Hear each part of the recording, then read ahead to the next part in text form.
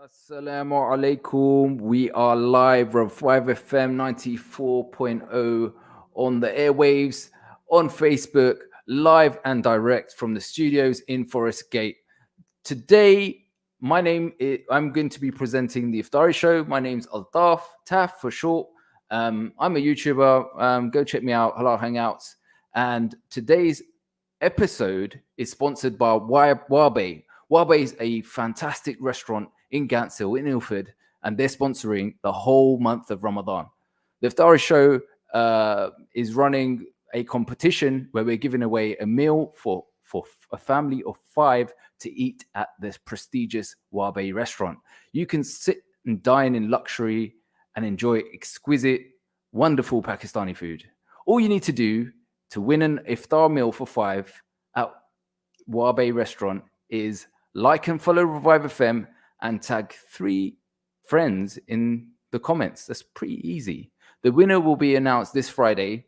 The competition closes on Friday at 7:30 p.m. during the Friday Iftari show. A bit of drama for you there. So, without further ado, let's get underway.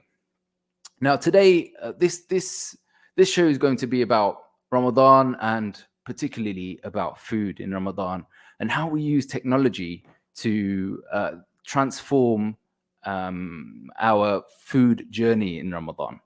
The halal food industry is worth a staggering £1 billion. The roots to halal in this country go as far back to as 1950, 1960, where the older generation would go to the farms and procure halal meat and deliver it and load it themselves, often working really long hours and not getting paid very much. But they did it for their own community. Those communities have changed.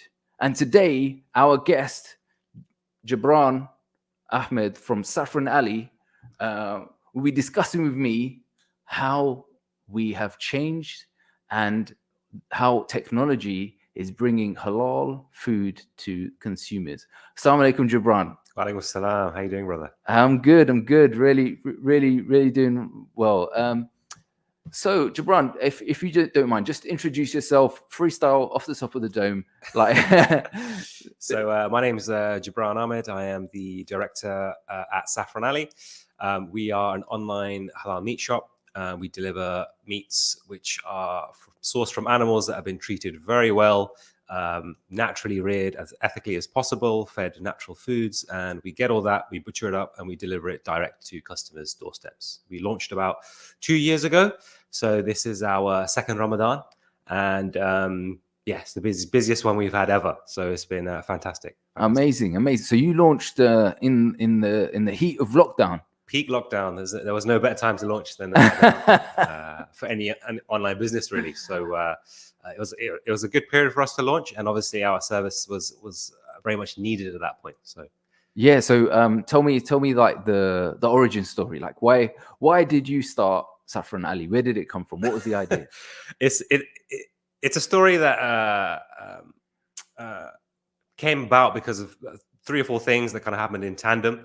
So prior to this, I was a geologist. I would look and study rocks, Allah subhanahu wa ta'ala's creation, how it's come to be, nature. And that involved me doing a lot of field work. So I was outdoors a lot. Okay.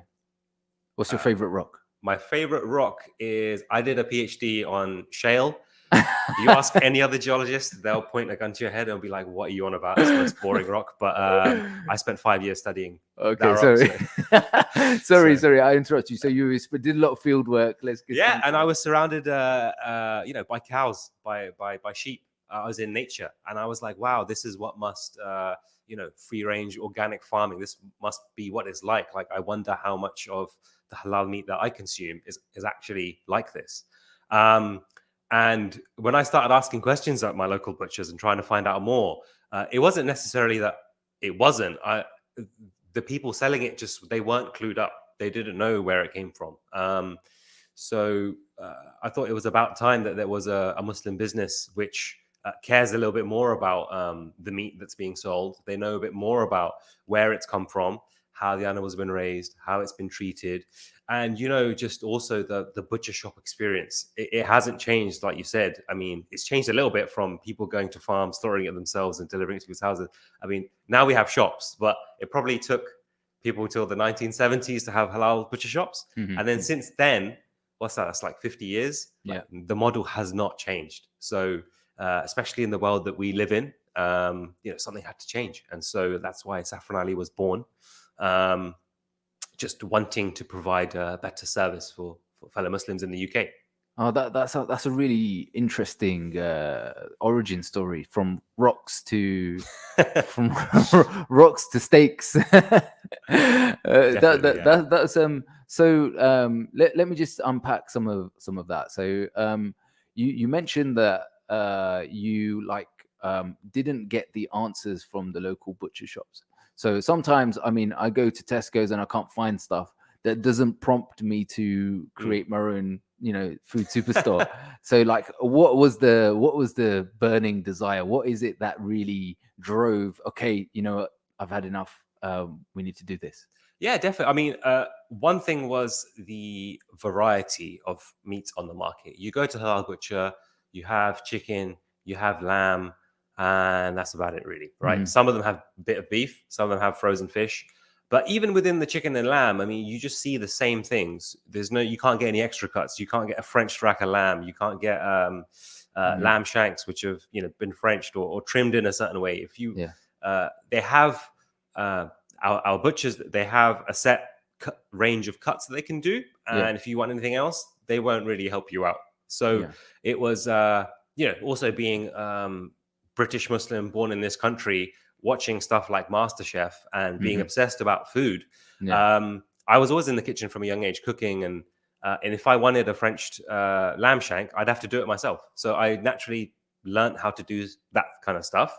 But not many people are going to do that. They just want to buy it and so they can cook with it straight away, right? So I thought that element of what Muslims can buy and what's available to them is really lacking. Similar thing with cold cuts, charcuterie, beef salami, halal beef bacon, as controversial as that is, sausages, burgers, things that actually have really good nutritional value and nutritional content. I mean, you can get frozen burgers and sausages, right? But I mean, if you want to look at the ingredients on them, mostly cardboard. It would be literally mechanically reclaimed meat, chicken skin, mechanically reclaimed. So basically, basically you feed a machine bones, and the little bits of scrags of meat that's left on bones, the machine will scrape all of that off. It turns it into this paste. It's not actually that healthy for you. It's not that great. It's not real meat. But that's what goes into the really cheap frozen burgers and sausages. Wow. So I'm eating bone when Yeah, you're eating bone, you're eating kidneys, liver. Okay. I can live with that, but bone, I don't know. yeah. And the one to watch out for is when it says like meat doner or when it says meat burger, because that means it's mixed. That means it's part chicken, part lamb, part. So that's the one you want to stay away from. It's a cyborg. Literally, yeah. So we shouldn't have to eat stuff like this. We should have healthy options available to us, like real quality. So so that was another purpose of the mission, was to be able to provide really quality products. So one thing that resonates with me here is the reason why the butcher shop started halal butcher shop started early in the 60s and 70s was to service their own community. And it feels like this has gone full circle, and you're servicing your own community but in a new way. So that's really, really sort of interesting. So how does it work? So I go online, I go to the website, I choose my lamb shank and my burgers and maybe a bit of reclaimed meat, but I don't know. Not sure if I can get that from you. But I do that, and then what happens? So we've done all the hard work in. I should say, prior to all this happening, the real important step is we know who the farmers are, we know who the suppliers are, we know where the abattoirs are that can get fantastically ethically reared, like high quality meats that come to us in the first place, right? So when you go to a butcher shop, they'll have one or two suppliers. We have several, and we've already vetted them. We make sure that halal slaughter is being conducted correctly. We make sure we speak with the farmers. We say, has there been any change to the way that you would normally rear the animals this year? Was it a particularly harsh winter? Was there enough grass for them, for the cows and the lambs to eat, etc.? So all of that kind of thing. We've already vetted and done that hard work. And then simply all the customer needs to do is go onto the website. We have a range of about 200 cuts available, which is growing day by day. We're adding new things as people request them. We engage the community a lot as well. So, but yeah, simply you add it to your basket. At the moment, it's free shipping over £35, which is okay, that's good. Like really cheap. Like there's no one else coming even close to that free delivery mark. You got an uncle that's delivering for you, or how does it we work? use DPD, so we use DPD next day courier. But I just wanted to focus on that £35. Like we really wanted to focus on having a low price, because you shouldn't punish Muslims for wanting good quality meat regularly that's fresh and you don't have to freeze it. So it's a real part of our ethos that every Muslim household should have access to really high quality fresh meat for a weekly delivery, so that they never have to freeze it if they don't want to. And yeah, so you order, and then in about 2 working days, you'll have DPD show up to your door, and your meats will be delivered in an insulated box with about 4 kilos of ice in there to keep everything cold. And everything's packaged, vacuum packaged, so it's packaged very nice and neatly. Can go straight into your fridge or into your freezer if you want to. Okay, so that's really, I was going to ask about the cost. So £35. I mean, if I walk into my local butcher shop, I spend about £20. I might haggle if it looks a bit battered and bruised. But I don't suppose I can do that with you guys. But the price point, it seems quite reasonable. And you said that you've done that intentionally. But how can you get meat of good quality at that kind of price range? What is it that you're doing to get that?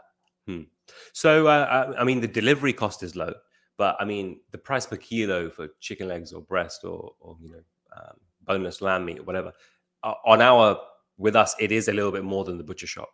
And the reason it's a bit more is because we're doing those extra checks and we're doing that vetting, and we're making sure the butchery is, top notch, top quality.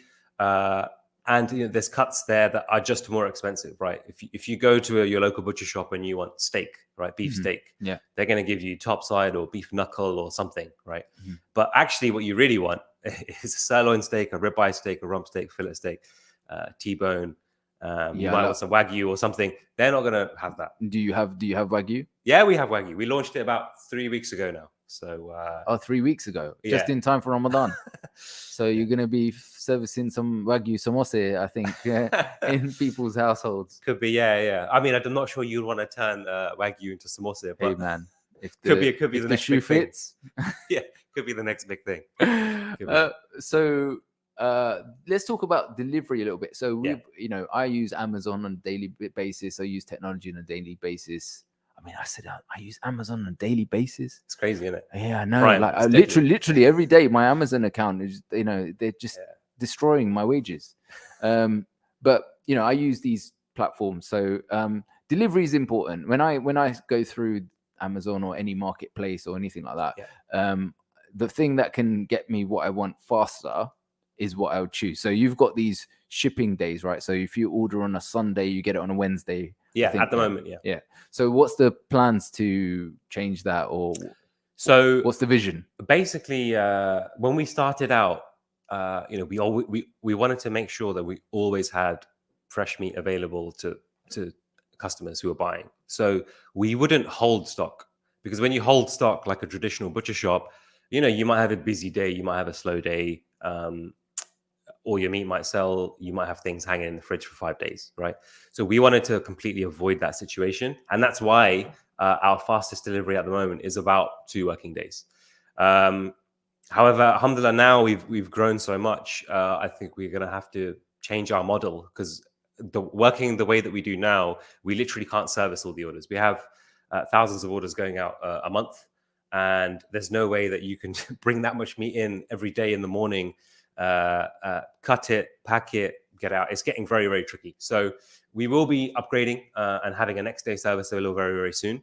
If you're local in Reading, Slough, Maidenhead, that kind of area, you're always welcome to come by. We always have a few bits and bobs that you can pick up and take home.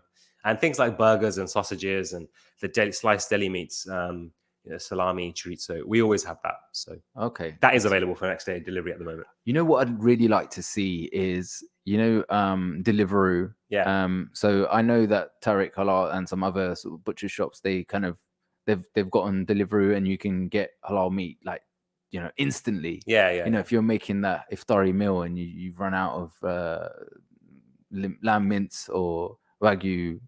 I don't know, maybe not Wagyu now. I need Wagyu now. Some people would be like that. Yeah. So what do you feel that that's kind of the way things are headed, where you can, Saffron Alley would be available in localities and could piggyback off the sort of delivery gig economy? Yeah, definitely. We've been having a lot of talks about, how the business can expand, and we deliberately want to not be a traditional butcher shop. So trying to think, because we don't want to be associated with that. Not that there's anything wrong with that, but we genuinely want to be different, a different business, a different model. And so we're exploring different ways of doing that. Deliveroo, Uber Eats could be one. We get harassed by them daily about opening up in Reading, and I think we will do as a trial. But I think, having Saffron Alley hubs over the UK, especially in densely populated Muslim areas, could be the way to go, where we carry our portion of our best-selling stock there, and it's available for an app like Deliveroo, or maybe we make something our own. But I think the challenge for us at the moment is just getting known a bit more. We're far from being known in every Muslim household, just getting more people to try the service, and it's quite interesting because you saw in lockdown. During the COVID period, everyone went online, right? But when it came to food, food sales online did boost somewhat, but it's always an industry which is lagged behind because people are a little bit reluctant to get their meat in a box in the post. And understandably, it's very strange. But once you try it, it's just like anything else. It's like buying some shoes or jeans on Amazon. So inshallah, more and more people will warm to the idea, and once we have that, we can expand throughout. I was going to make a joke about sending someone meat in a box. That's like sending someone a message, mafia. Yeah. So we're approaching the commercial break, and I just want to tell the viewers and listeners about what's going to happen next. Brother Jabraan is going to be put through a challenge, one that he probably isn't used to, or maybe he is driving on the M25. He's going to be doing some laps in our street racing Formula One circuit that we've set up, and you can view that on Facebook right now. So stay tuned for that, and I'll be giving a running commentary of how Brother Jabraan does. Let's see how good my commentary skills are. So we're going to go for the commercial break. We'll be right back. Assalamu alaikum, listeners. Hope you're doing well during these challenging times. Today we'll be talking about NHS mental health services. Feelings of anxiety and depression can affect us all, and you are not alone. If you're struggling to cope with your mental health, or if you're finding it hard to do things you normally enjoy, the NHS is here to help. Today we've got Amandeep Somal, a senior cognitive behavioral therapist and couples therapist in the NHS. Amandeep, welcome to Inspire FM. Thank you for having me. Firstly, do the NHS have any mental health services? Yes, they do. They have free, effective and confidential ways to support people who are having difficulties with their mental health, and that can be accessed through many different ways. Now, I've often heard about talk talking therapies. Does talking therapy actually help? Seeking help through talking therapies can actually be a really great way of supporting someone to overcome their mental health difficulties, such as depression and anxiety, and get them back on track. Does the help of talking therapy be in person? We've been a lot more versatile in the way that we offer talking therapy. So it can be in person, face to face, or it can be via videos, or it can just be on the telephone. And of course, we also have online courses which you can do in your own time. Is there help and support available for those people who cannot speak English? But for people whose first language is not English, you can also use a confidential translators, and also for people who have difficulties with hearing, we also have BSL translators as well. That's excellent news. Urdu speaking listeners, Urdu may be help available here. The NHS is here for your mental health and your physical health, and even during this pandemic. We've remained open throughout. Amandeep, thank you so much for your time. Listeners, the NHS is here to help. Feelings of anxiety and depression can affect us all. If you need help with your mental health, you can refer yourself or without a referral from a GP, or your GP can refer you. Go to nhs.uk/help. A Sadqa Jariyah unlike any other. This year, Allah has blessed us with the incredible opportunity of illuminating the interior of the Dome of the Rock Masjid, the exact place where the Prophet ﷺ was ascended into the heavens. This new lighting system will illuminate the central areas inside the Dome of the Rock. Gain the reward of praying in Masjid Al-Aqsa and give today. Visit muslimhands.org.uk. अल्लाह के रसूल सल्लल्लाहु ताला अलैहि वसल्लम ने फरमाया, तुम में से सबसे बेहतरीन वो है जो दूसरों को फायदा पहुंचाए। 13 मिलियन सीरिया के लोग आपकी मदद के मुंतजर हैं। सिर्फ 50 पाउंड में आप एक खानदान को पूरे महीने के लिए खाना खिला सकते हैं, और 300 पाउंड में एक मुसीबत ज़दा लोगों को फौरी तिब्बी इमदाद फराहम कर सकते हैं, और 2000 पाउंड में आप एक खानदान को एक खूबसूरत घर की तामीर करवा सकते हैं। आए कॉल करें 03,000 11 11 11 और visit pennyappeal.org. Penny Appeal, small change, big difference. With over 40 years experience in the industry, Plashette Carpets is the place to go for all your carpets, laminates, linos and wood flooring. We have an established network of suppliers, which means we can offer some of the best prices in town. We offer free estimates, free measurements and now even free fitting. Call us now on 0208 472 8568 or visit us at 157 Plashette Road, Upton Park, London, E13 0QZ. Wah Bay. Indulge in an exquisite dining experience as our chefs prepare the finest Pakistani cuisine in front of your very eyes. From our mixed grill platters to our finely prepared traditional curries, the flavours of our mouth-watering menu will leave you with nothing to say except Wah Bay Wah. Find us at 410 to 412 Cranbrook Road, Gants Hill in Ilford. Wah Bay. Looking to get your finances in order? MR Accountants has you covered. We provide a full range of accountancy and taxation services, including annual and management accounts, self-assessment tax returns, VAT, bookkeeping and payroll services. We ensure you're kept up to date with the latest legislation, and our client-focused approach helps us plan your business finances from savings to investments. We are MR Accountants. Visit our website at mraccountants.com or call us on 0203 432 9138. If you want to advertise your business on Revive FM, then visit www.revivefm.co.uk. Alternatively, contact our sales team now on 07944 56 5616. That's 07944 56 5616. Revive FM 94.0. On the radio, on your mobile, and online. Revive FM, we are back. 94.0 on the airwaves. My name is Taf. I am your host for this evening, and I'm taking you all the way through to Iftar. I'm going to be commenting on a challenge that's about to happen. Where brother Jabraan from Saffron Alley is going to be racing in a Formula One race. This Iftari show is sponsored by Wabe Restaurant in Gants Hill. And we're running a competition where we're giving away a meal for a family of 5 to eat at the prestigious Wabe. You can sit and dine in luxury and enjoy exquisite Pakistani food. All you need to do is like and follow Revive FM and tag 3 friends in the comments. The winner will be announced this Friday, and the competition closes Friday at 7:30 p.m. during the Iftari show. So, Brother Jabraan, can you hear us? Yeah, loud and clear. Okay, can you describe for the listeners what you have in front of you? So I have a steering wheel, some pedals, gear stick. Feels like I'm in an F1 car, to be honest.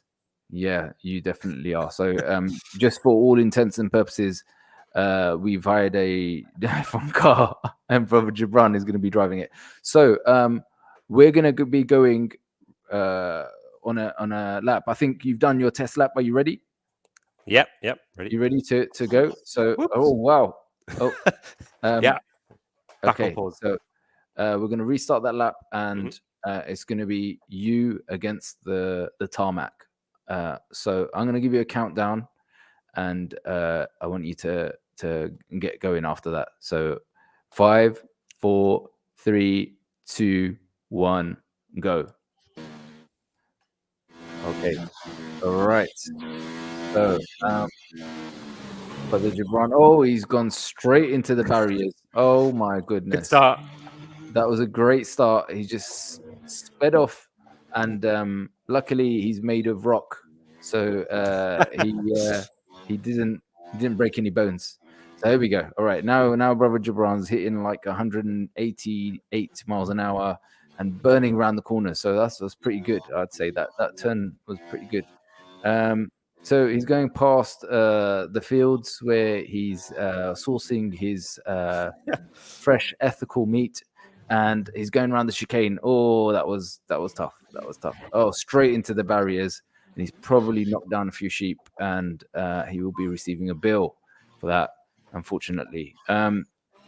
Now he's back on the road. He's going past a few townhouses. Please don't crash into them. There's orphans in that building. You don't want to be doing that. So around another chicane, and another tight corner, and that one wasn't too bad.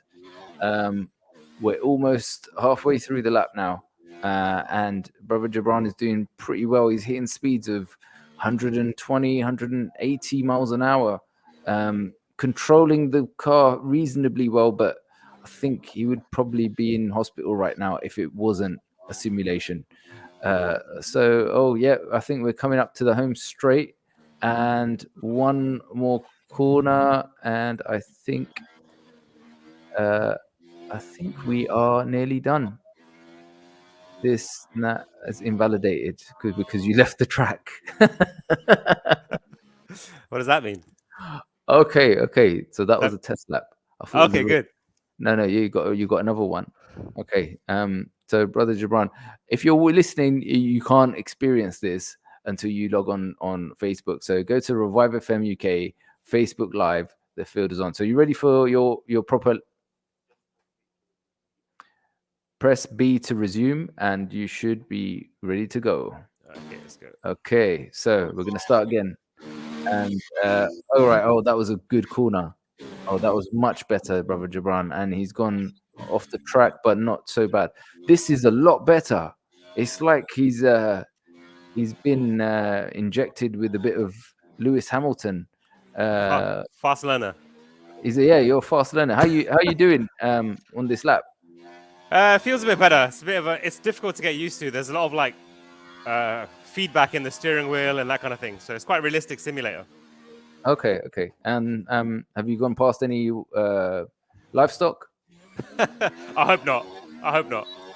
Okay, just to spare a thought for the farmers out there, because you're driving on their land. So, Brother Jabraan, while you're going through this intense challenge, what have you been eating during Iftar? For Iftar, it's always quite nice to have like something fried. So we normally kick off with a spring roll or that kind of thing.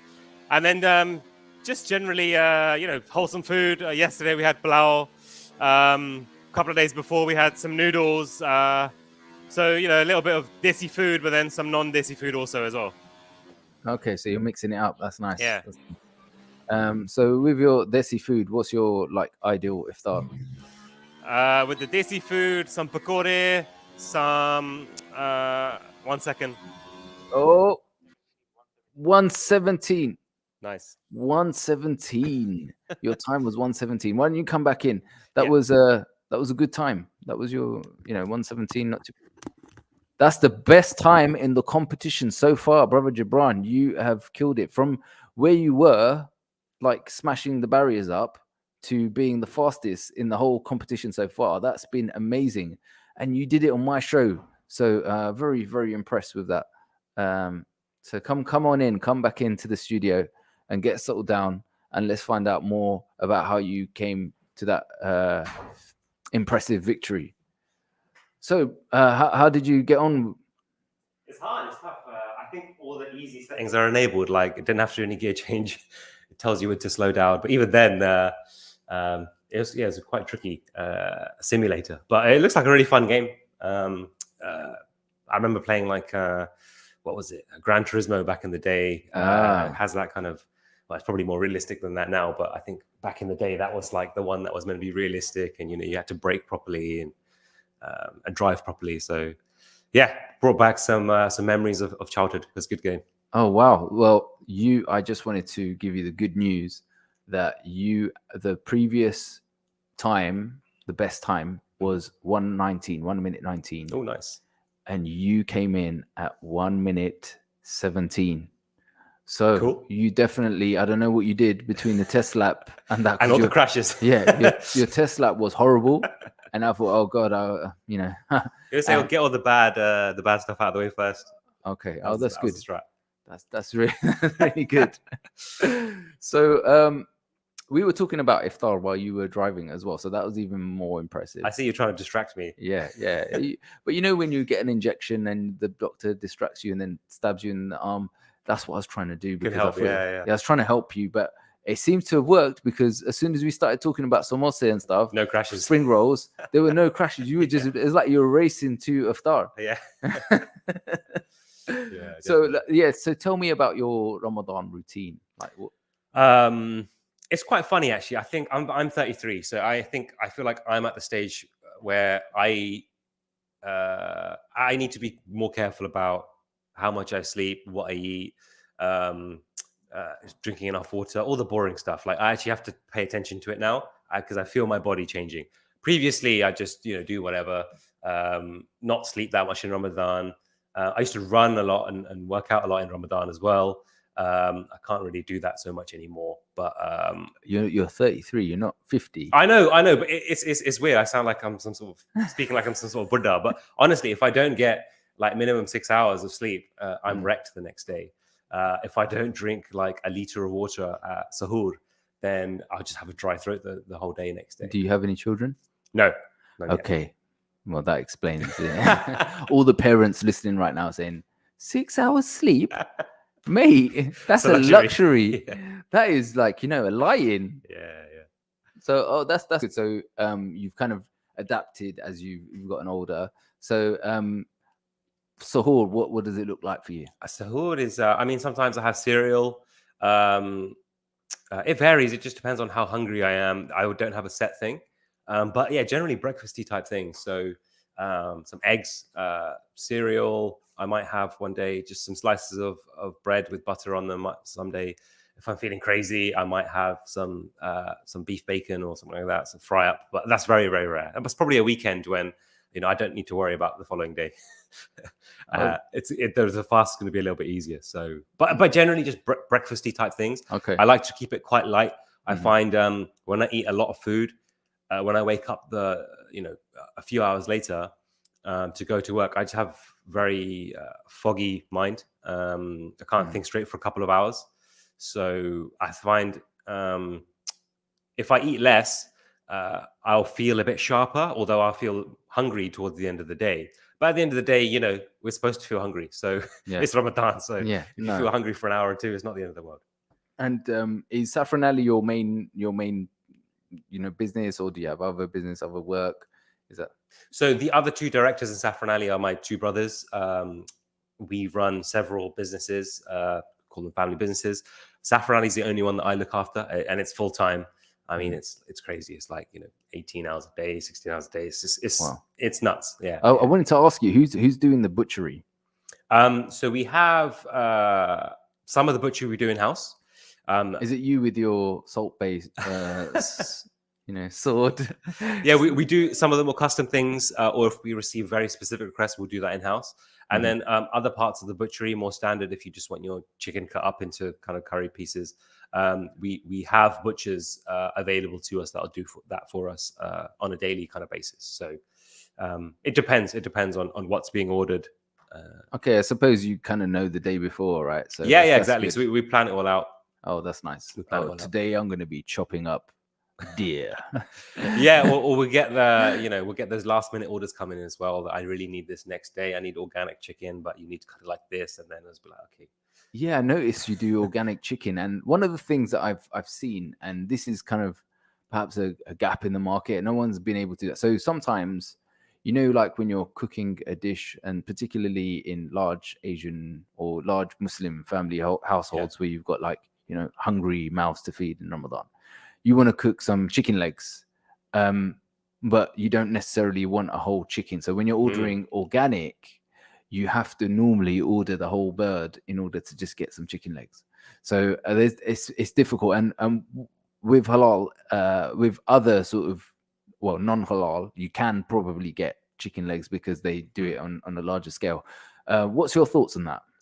Yeah, I mean, well, first of all, in the meat trade, there's a problem that every butcher's trying to address, which is called carcass balance, right? So everyone wants lamb leg or lamb shoulder, but no one wants the breast ribs, right? Unless you're Turkish, they love the ribs. And I love the ribs as well. But and then the chicken, everyone wants chicken breast, but no one wants chicken drumsticks or thighs. And I love thighs. Yeah, thighs are so good. It's like so much better than chicken breast. Yeah. And the way that we counteract this in the market is drumsticks and thighs are significantly cheaper than chicken breast. So you just increase the price of the chicken breast because they're in short supply. And then there's more breasts and thighs on the market. So, but the problem when it comes to the organic stuff is that there are so few halal organic farmers or places where you can get halal organic chicken. It's very difficult for you to create a situation where you can get an excess of legs or thighs or breast. We've actually been working very closely with a farm in Wales where we are on the cusp of being able to do this. So very soon you will be able to buy organic drumsticks, as many kilos as you like. Oh, wow. Thighs, as many wings, as many breasts. I'm not sure about breast, but certainly leg drumsticks and thighs. Too dry. It's too dry, yeah. But that's an issue we're working on because at the end of the day, you can't just tell consumers to change their behavior. I mean, you can for some things, but if someone wants drumsticks or they want thighs, they want drumsticks, they want thighs. You just have to find a way of providing that to them. And it's just about figuring out a solution. And we have figured out a way. But carcass balance is basically the answers to carcass balance. That's something I learned today from Brother Jabraan, to balance the carcass. Exactly. I just imagine a carcass hanging off a scale or something, balance the carcass. Okay, so we're approaching our next commercial break. And in the next section, or the next segment, we're going to be talking about how technology is powering Ramadan. So everyone has got apps. They're on TikTok, they're on Instagram, glued to screens. But how does it change how we behave and worship and live in Ramadan? So in the next segment, we're going to be talking about that. And we'll be right back after these messages. क्या आपको मालूम है कि नूरा जैसी बच्चियां पानी के लिए रोजाना 3 मील पैदल सफर तय करती हैं। मिनहाज वेलफेयर फाउंडेशन को यकीन है कि आप छोटे और बड़े पैमाने पर पानी के मंसूबे लगाकर इस बहरान को खत्म कर सकते हैं। आपके एहतियात दुनिया भर के पसमानदा लोगों का म्यार जिंदगी बेहतर बना रहे हैं, जबकि अभी बहुत कुछ करना बाकी है। पानी सबके लिए के प्रोजेक्ट में हमारी मदद कीजिए। आज ही अतिया कीजिए या हमारी वेबसाइट विजिट करें www.minhajwelfare.org। अल्लाह के रसूल सल्लल्लाहु अलैहि वसल्लम ने फरमाया, तुम में से सबसे बेहतरीन वो है जो दूसरों को फायदा पहुंचाए। 13 मिलियन सीरिया के लोग आपकी मदद के मुंतजर हैं। सिर्फ 50 पाउंड में आप एक खानदान को पूरे महीने के लिए खाना खिला सकते हैं और 300 पाउंड में एक मुसीबत ज़दा लोगों को फौरी तिब्बी इमदाद फराहम कर सकते हैं और 2000 पाउंड में आप एक खानदान को एक खूबसूरत घर की तामीर करवा सकते हैं। आए कॉल करें 03,000 11 11 11 और visit pennyappeal.org. Penny Appeal, small change, big difference. Let's connect with the Holy Quran. Minhaj Dawah Project distributes the Holy Quran in plain simple English for free. You can donate £3 and sponsor a Quran to a loved one, a neighbour, a colleague or a friend. We distribute Qurans totally free of charge across the whole UK, including in prisons. Please call us now to contribute on 0300 030 1951 or email us on dawah@minhajuk.org.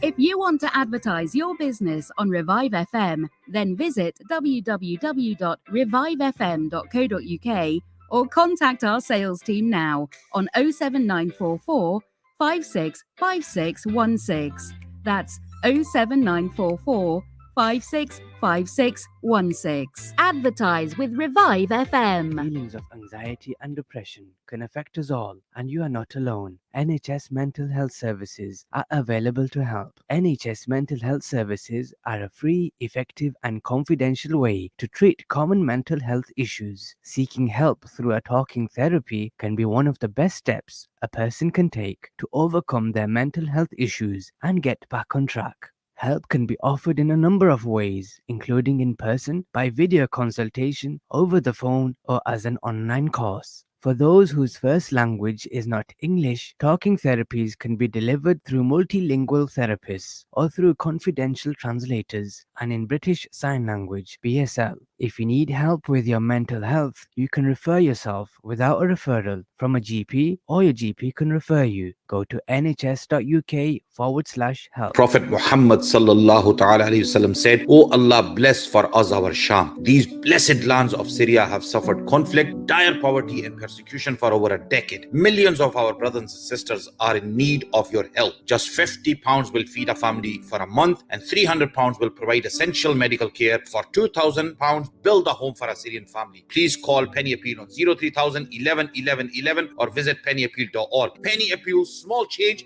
big difference." With over 40 years' experience in the industry, Plachette Carpets is the place to go for all your carpets, laminates, linos, and wood flooring. We have an established network of suppliers, which means we can offer some of the best prices in town. We offer free estimates, free measurements, and now even free fitting. Call us now on 0208 472 8568 or visit us at 157 Plachette Road, Upton Park, London, E13 0QZ.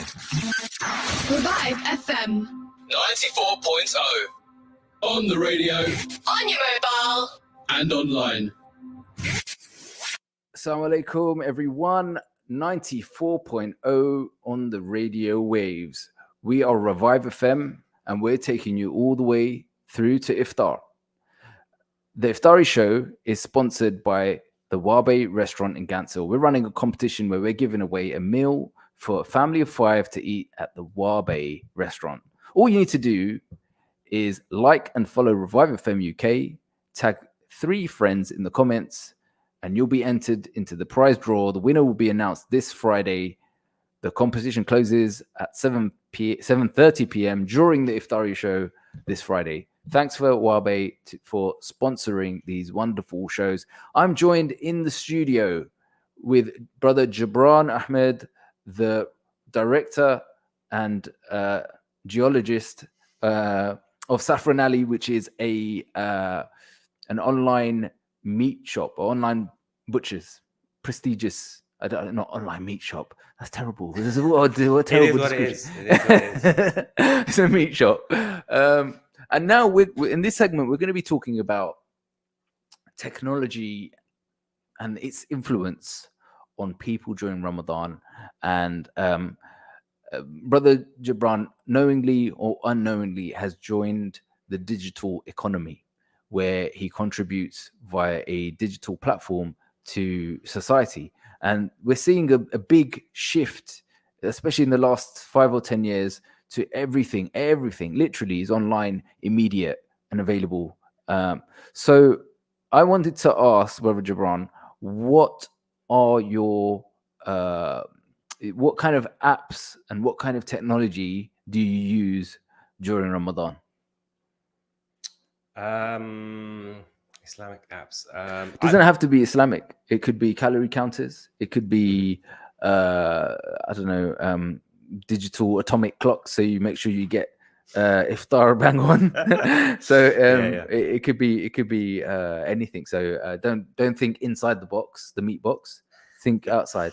Sure. I mean, I definitely use my alarm app a hell of a lot more. There's a lot of waking up and alarms that need to be set. But I think just reading Quran more, there's plenty of apps out there that have the whole Quran on them. And then obviously one of the benefits is because you're not physically touching a mushaf, you don't always have to have wudu. So it makes it a lot more accessible anywhere you are. Mm-hmm. You can just, if you have spare 5 minutes, read Quran, read surah, read a couple of ayat. And that's something I try to do more of in Ramadan.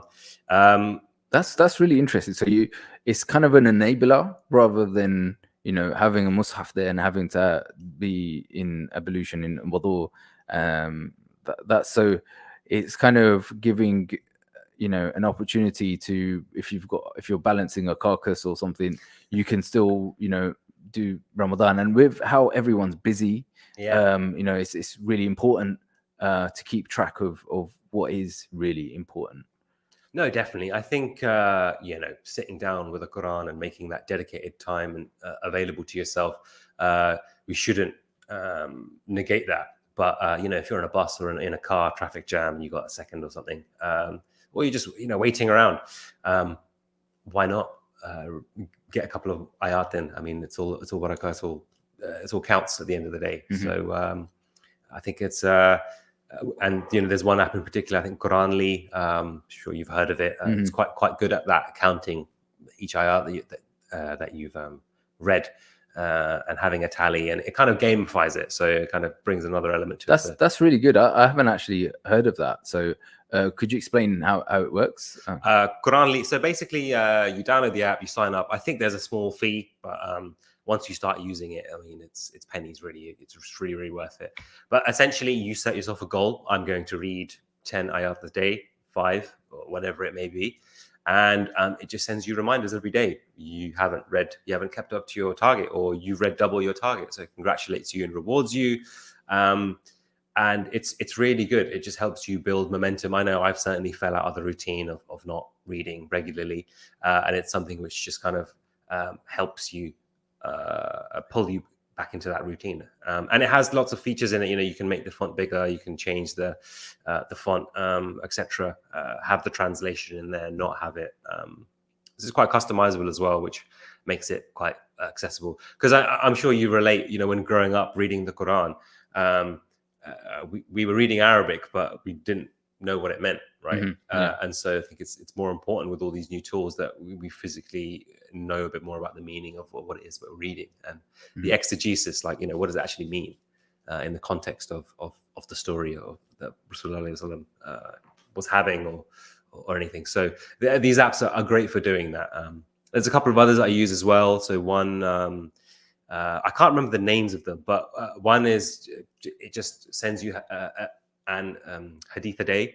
Oh yeah, so, I think I know that one. And then it explains also, the context about the hadith, where it's come from, what was happening at the time, to give you a bit more background. So that's really good. Something I do to help me learn surahs is I particularly do this in the car, and I have a really, really bad memory, like really bad. So learning surahs is such a struggle for me. Mm-hmm. And the thing that I found helps is there's an app called iQuran, and it lets you select ayat really easily, and then you select a reciter, and you can just play it on loop. So when I'm driving, I'll have like 10 ayat on loop. I'll try and follow along and remember the words that way, rather than learning from reading. This is learning from listening, which is different. I find it a lot easier, and you have the pronunciation as well. It's like Islamic carpool karaoke. Basically, yeah. I make sure no one else is in the car when this is happening, because I don't exactly have the best qira'at in the world. So that's for my ears only. But saying it out loud along with the reciter in your car is a really, really good way of learning. Sorry, some guests have turned up in the studio, but they won't be allowed in right now because we are only 10 minutes away from Iftar. 10 minutes. So, in terms of, so we talked about Quran apps, and what do you use to everyone's got this app on their phone. It's the prayer time. Mm-hmm. So, what do you use for that? Let me find out. So I'm really fussy about apps. So I use one called My Prayer, available on Android. Mm-hmm. And the reason I use this one is because, we will have problems calculating Maghrib and Isha and Fajr. Yeah. Because we're at high latitude. So it has customization. So you can tweak it so that if you're trying to get the times that are basically your local masjid, you can do that somewhere or another. And also has the best widget on Android. So it's just nice and clear. Tells you when all the prayers are, and if you want notifications, it sends you all that as well. Okay, do you use anything? So we've talked about Quran, we talked about prayer times. That's like something that you would use even outside of Ramadan. Yeah. What do you actively start using things more in Ramadan? No, I mean, I try and use my phone less, to be honest. I think generally I have a lot of customers that have my phone number, which I have now realized is a bit of a mistake. Yeah. So I'm trying to get off my phone as much as possible and trying to use it less. So I can concentrate on people around me, family, friends, and that kind of thing. So, as useful as your phone might be, it's also a very easy source of distraction as well. Yeah, definitely. So I would say, generally speaking, I probably use my phone less in Ramadan. Mm-hmm. Our business is run through Shopify as well. Have you heard of Shopify? Yeah. So it's like this platform that hosts your website and your online assets and everything. And they have an app on the phone. Mm-hmm. And every time I turn my phone up, I look at the app to see how the day's trading and sales are going. So that's something I want to do less of in Ramadan. Even though we're busier, just focus more on the month and the benefits and what it has to offer, and etc. Yeah, I mean that's I suppose that's the aspiration and goal for everyone. We don't always make it that far. But like I tend to use so we've got a YouTube channel. We can see analytics, and our food content views go through the roof in Ramadan. Right? In Ramadan, it's crazy. Everyone's watching food, so everyone's watching our hangouts. Everyone's kind of checking. Oh man, that food looks good. So that's really good, and especially we have like close up footage of burgers being prepared, and that sizzle smell, that sizzle sound, and you can see the smoke and steam coming off it, and the cheese melting into the bun, into the burgers. That kind of, those visuals just like are just before your iftar, strangely torturous, but satisfying. I know the feeling. So that's what happens, and I myself am a bit guilty of sort of indulging in sort of you start with maybe some Islamic sort of talks or something, and then the YouTube algorithm, we know what you want, it leads you astray. We know what you want, we're gonna give it to you, and then the food starts coming up, and that's kind of like what I tend to do more of, like the visuals of food and food preparation and what I'm going to do for iftar. Another thing, I mean, I haven't done it this year, but it was one Ramadan, outside of the spiritual aspect, I decided to change my physical sort of appearance, not by wearing a mask, but reducing my fat. Oh, cool, so, cool. Losing a bit of weight. I'm like not slim. I wouldn't say I'm fat, but I'm like, not slim. You're looking good, man. Yeah, a few love handles, a few samosa. And I found that the calorie counting and just tracking, what you eat and what you drink made an immense difference to, food. As you mentioned earlier about, when you get older, watching what you eat, your sleep, just tracking that stuff, it changed everything I was eating, and I realized that I was eating like maybe 200-300 grams of pure unadulterated fat, like butter, ghee, and that really sort of that really made me change. So every year I say I'm not gonna eat samosa. I'm not gonna eat samosa, and every year I give in. Like I have them every iftar. You have to, man. It's like it's synonymous with Ramadan. Yeah, but you know, like another thing that is different is like my wife is Moroccan, Okay. and in Morocco, the traditional food and is similar to other cultures. It's only the Asian culture that has deep fried food to open your fast. It's like they figured out like what's the thing you shouldn't be eating for breakfast and for sehri and iftar, and let's eat those. Yeah, parathe, pakore, samosa. Exactly. So what a lot of other cultures do is have soup. Yeah, it's a very sensible, when you think about it, a very sensible way of doing it. So they have a special soup called harira. And harira is a chickpea, vermicelli, and meat-based tomatoes and celery soup, and it's my favorite. I love it. I can't actually go Ramadan without it now. So there's that, but then on the other side, because every culture has got their downside, they eat this really sweet, like matai sweet, like super sweet. It's called shabikia, and that's on the table as well. So you got like, no one's perfect. So you know, you can feel a bit better by having a few samosas. It's all right. Everyone's doing it. So Brother Jabraan, we're approaching the last 3 minutes before iftar, and everyone's tuned in and everyone's waiting for that wonderful adhan to play. So before we do, let's reflect, and maybe if you can offer a dua, it can be in English, in Arabic, in whatever language you choose, just something simple to take us through to iftar. We've got probably about 2.5 minutes. Just take your time, take a deep breath, and then just whatever you want to make dua. And you've got the platform, there's people listening all around London, so and people watching online. So over to you. Bismillah ar-Rahman ar-Rahim. Never been asked to give a dua publicly before, so first time for everything. But Bismillah ar-Rahman ar-Rahim. I pray that this Ramadan makes us all more conscious of our actions, our behaviors, particularly in what we consume, what we eat, particularly how much we eat.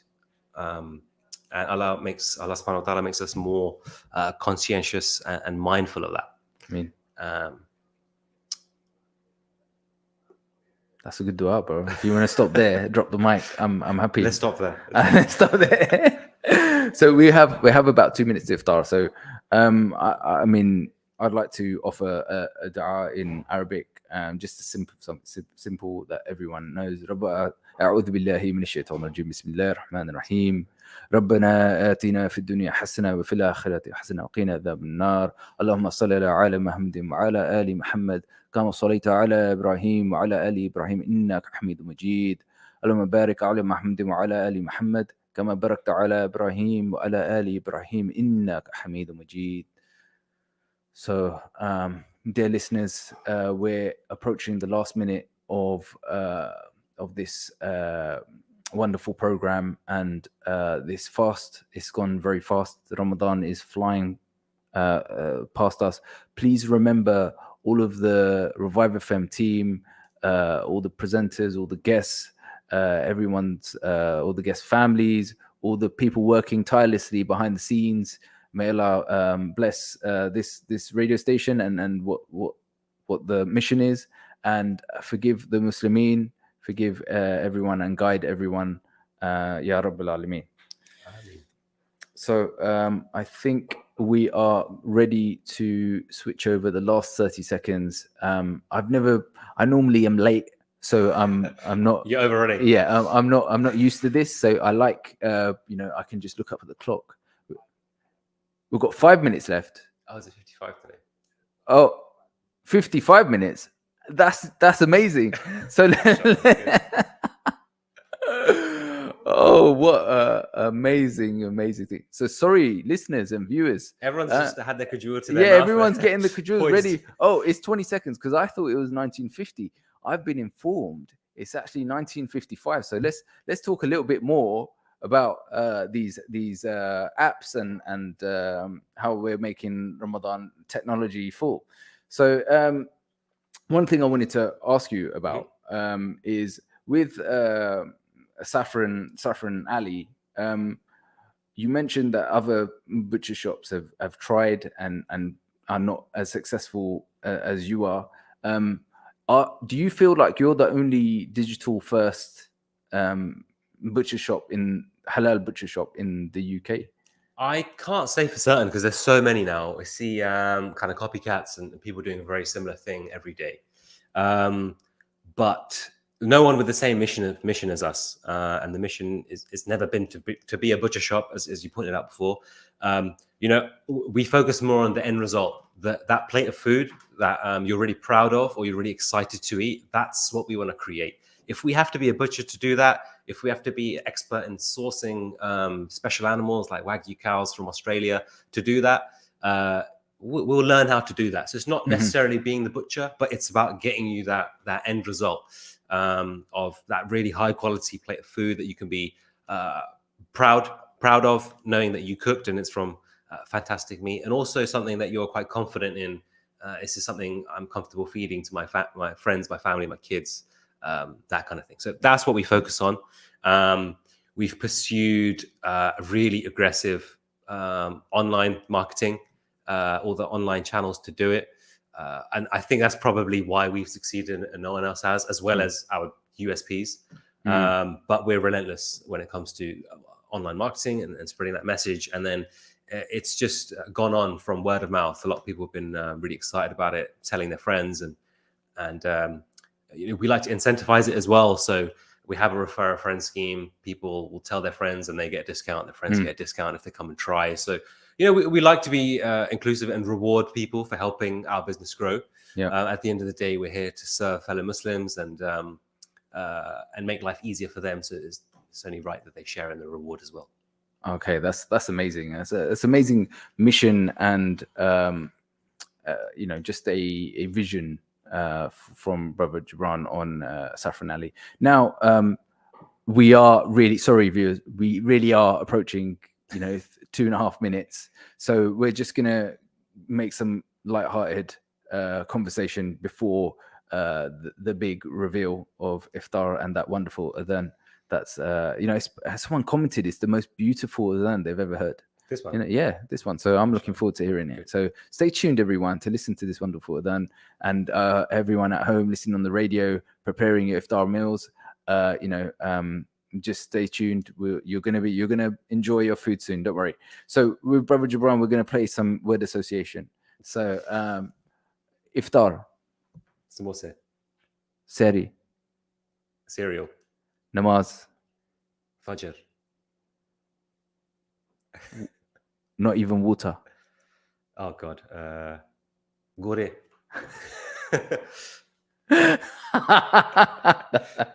Sorry.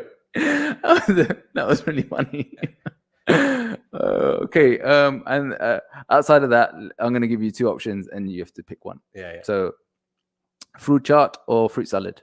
Fruit chaat every day. Samosa or pakore? Can I just tell you, there's a weird thing we do in our house. My mum puts tomato ketchup in fruit chaat and it is amazing. Tomato ketchup? Salt, ketchup. pepper, chaat masala, and just a bit. You know that chaat masala has that kind of chatpata, that tangy stuff. Yeah. Like ketchup gives you a little bit of that as well. So okay. I tell everyone, and everyone's horrified. I'm pretty horrified. And I become the laughing stock. But it's worth it. I have to spread the word. If you can see.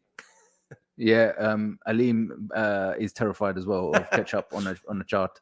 So Aleem behind the scenes for those of you who don't know. So we are approaching the last 30 seconds. We're going to try this again because the first time didn't work too well, but we're going to try again. So I'm going to just read a dua and we're going to go straight into it. So thanks everyone for listening, and we'll see you on the other side. I'm here every Wednesday, and thank you, Brother Jabraan, for joining us. and ربنا آتنا في الدنيا حسنة وفي الآخرة حسنة وقنا عذاب النار.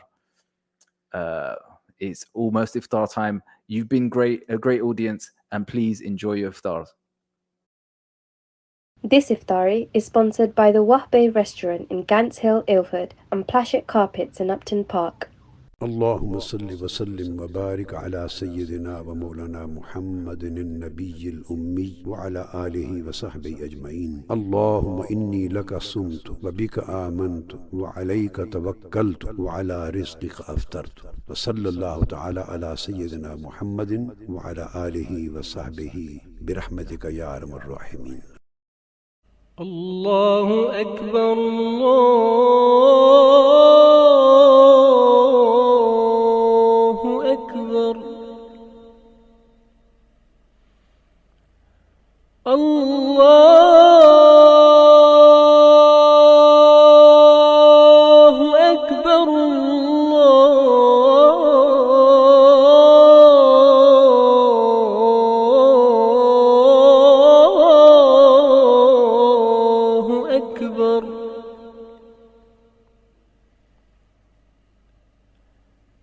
أشهد أن لا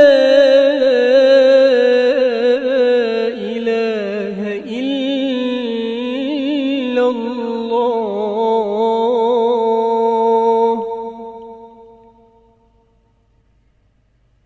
أشهد أن لا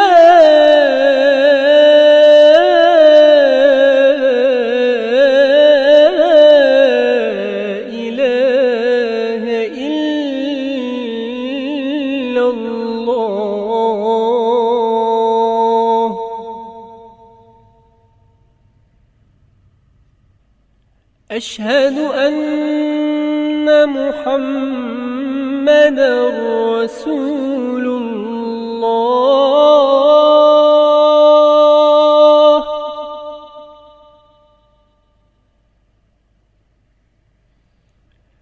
أشهد أن محمدًا رسول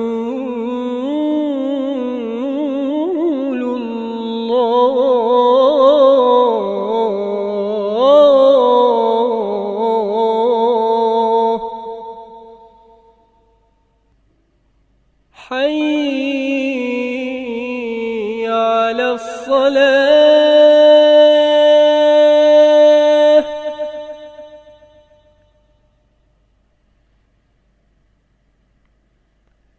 حي على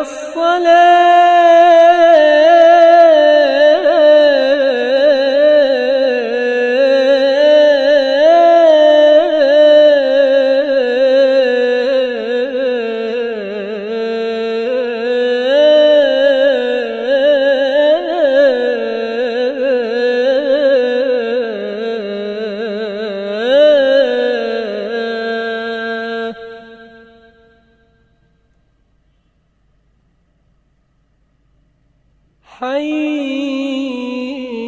على الفلاح.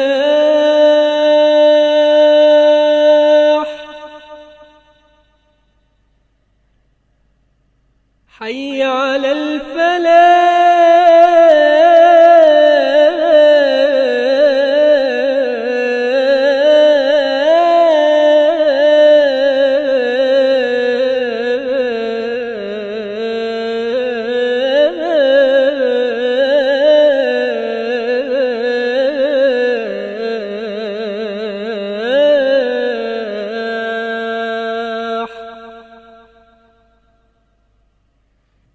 الله